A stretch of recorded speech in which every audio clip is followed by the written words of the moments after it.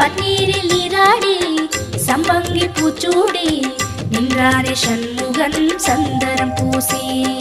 ஓம் சரவண குஹ சரவண ஓம் சரவண குஹ சரவண.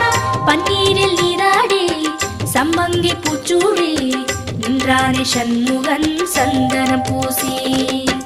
தங்கரதமாடி வரும் வள்ளல் முகம் கோடி பெறும். தங்கரதமாடி வரும் வள்ளல் முகம் கோடி பெறும்.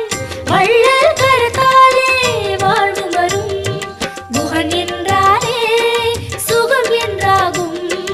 குஹன் என்றாலே சுகம் என்றாகும். பழனி மலையில் பழகும் உறவில் பாசம் பிறக்கும். ஷண்முகநாதனை